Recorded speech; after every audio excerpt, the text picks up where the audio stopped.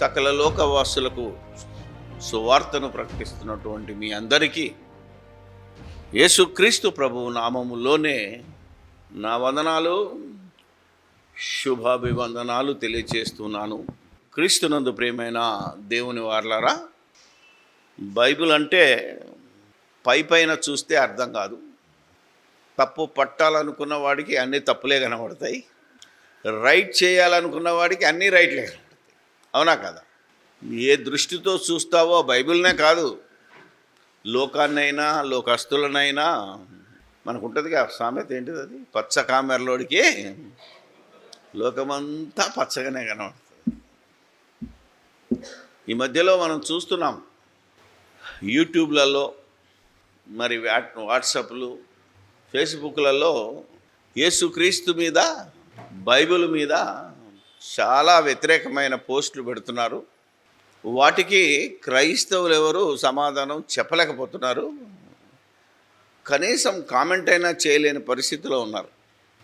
నాకు నిన్ననే ఒక హేతువాది పెట్టాడు, బైబిల్ అంతా వ్యభిచారాన్ని, అవునా కదా, స్త్రీల అణిచివేతను, ఇలా రకరకాల బానిసత్వాన్ని ప్రోత్సహిస్తుంది అని రెఫరెన్సులన్నీ పాత నిబంధనయే పెట్టాడు. ఒక సొలొమోను 8 మంది భార్యలు కాకుండా 700 మందిని ఉపపత్నులను ఉంచుకున్న వాళ్ళు వేరే అంటాడు. ఇలాంటిది దేవుడు సమర్థించవచ్చా?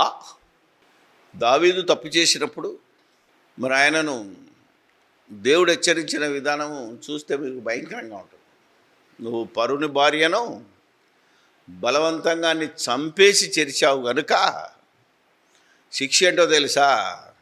నీ భార్యలను నీ ఎదురుగానే వేరేవానికి అప్పగిస్తాను, నీ కళ్ళెదుట.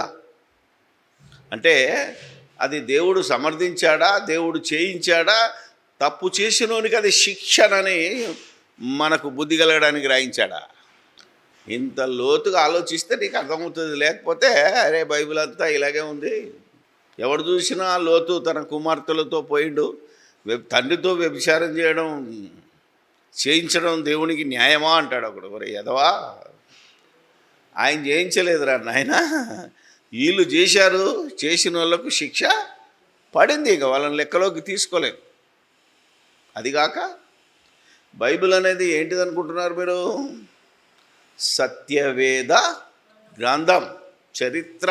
అంటే ఉన్నది ఉన్నట్టు రాయించాడే తప్ప కల్పనా కథలు, పురాణాలు, అవునా కదా, జరగనివి జరిగినట్టు సమర్థించుకునే గ్రంథం కాదు. ఎవడు జరిగించాడో అది రాయించాడు. అందుకే ఇది చరిత్ర, ఇది సత్య గ్రంథం. లేకపోతే అన్ని గ్రంథాల్లాగా ఒక తప్పు ఒక ఆయన చేస్తే దానికి మరొక తప్పు, దానికి మరొక కథ. పరాణ జన్మలో వీడి పాపం చేశాడు కనుక ఈ పాపం అని కథలల్లే పుస్తకం కాదు ఇది అని సమాధానం చెప్పవలసిన బాధ్యత ఎవరి మీద ఉంది? క్రైస్తవుల మీద ఉంది. మరొకడేమంటాడు, యేసుక్రీస్తు కన్యకకే ఎందుకు పుట్టాలట?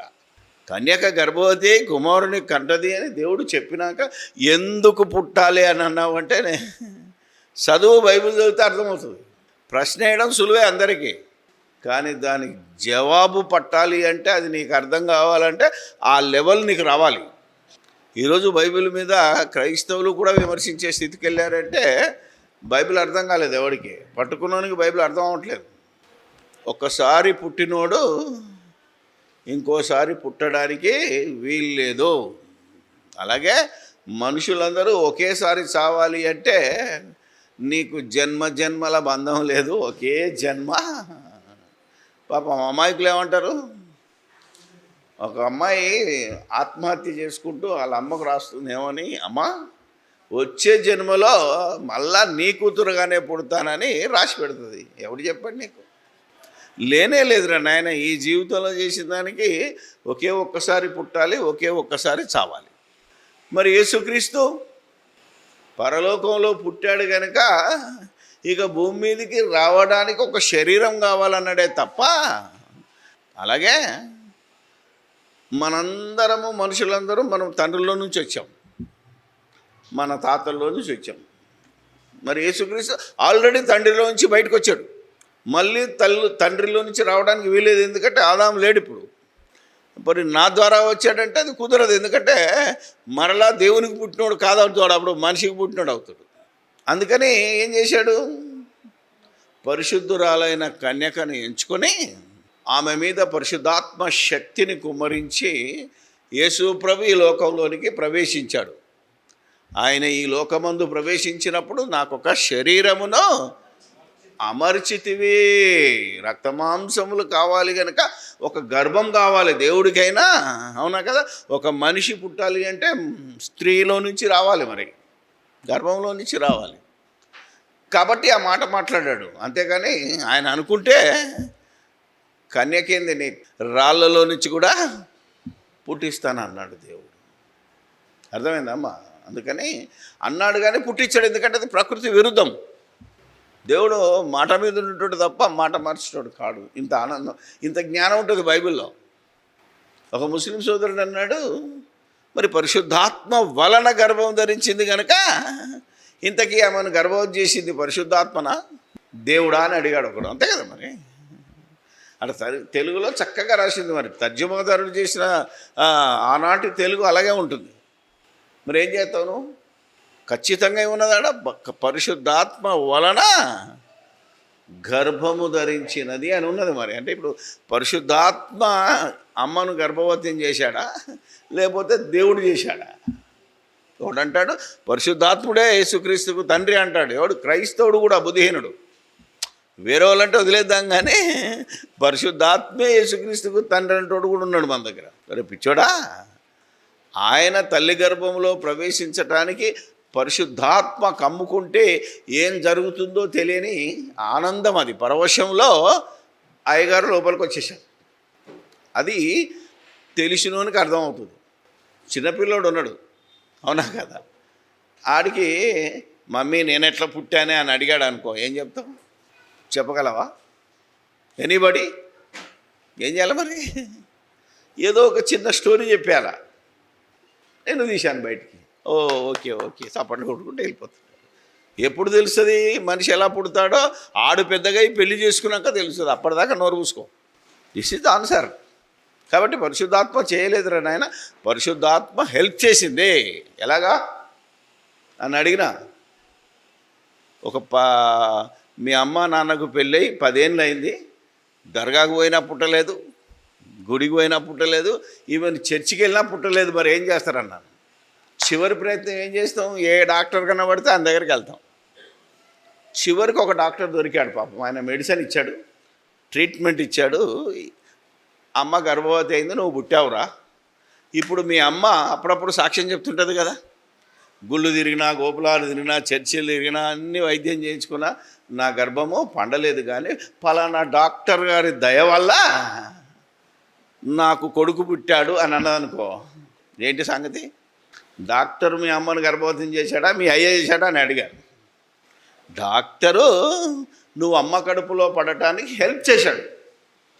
అదే పరిశుద్ధాత్మ వలన గర్భము ధరించినది.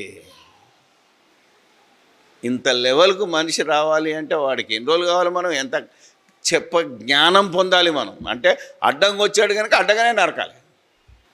ఇంకొక వీడియో వచ్చింది, ఒక మతవాది, మతోన్మాది అనకూడదు మనం, మతంలో వీరాభిమాని ఏం చేశాడంటే, ముందు ఒక పాస్టర్ వేషం వేసి ఒకరిని పెట్టి, ఓకే యేసుక్రీస్తు వచ్చిన తర్వాత యేసుక్రీస్తుని నమ్మిన వాళ్ళు పరలోకం పోతారు, ఇది బైబిల్ రాసింది, అవునా కదా, నా ద్వారా తప్ప.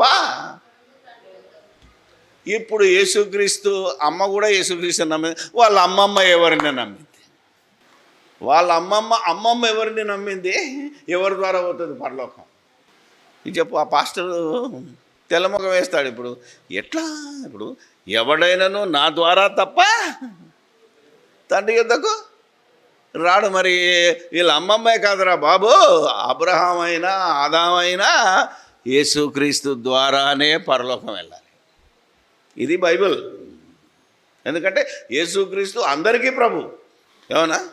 ఆదాముకు ప్రభువే, అబ్రహాముకు ప్రభువే, దావీదుకు కూడా ఏమన్నాడు? దావీదు అన్నాడు, నా ప్రభుతో కాబట్టి వాళ్ళు కూడా యేసుక్రీస్తు కోసమే ఎదురు చూశారా నాయనా. అబ్రహాం ఏమంటాడు? క్రీస్తు దినం కోసం ఎదురు చూశాడు. మోషే ఏం చేశాడు? క్రీస్తు విషయమైన నింద భాగ్యంలో గొప్ప భాగ్యం అనుకుని ఐగుప్తునే త్యజించాడు. అంటే వాళ్ళందరూ క్రీస్తు కోసం, మెస్సయ్య కోసం ఎదురు చూశారు. వాళ్ళ నిరీక్షణ అంతే. కానీ పరలోకం పోవాలంటే ఇంతవరకు సచ్చిన వాళ్ళందరూ పరదేశంలో ఉన్నారు.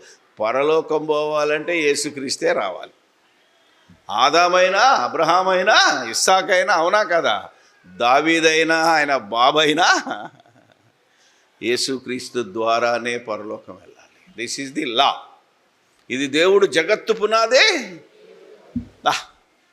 ఇంత ఆన్సర్ మీరు చెప్పాలి. మరి ఏం చేస్తారు? మీరు కూడా కామెంట్ చేయాలి. అలాంటివి వచ్చినప్పుడు కన్ను మూసుకోవద్దు. మేమున్నాం ఇక్కడ, క్రీస్తు తరపున సమర యోధులం ఇక్కడ ఉన్నాం. సిలువ సైనికులం ఉన్నాయి ఇక్కడ. ఎవడు క్రీస్తును తప్ప పట్టలేడు, పట్టబోడు.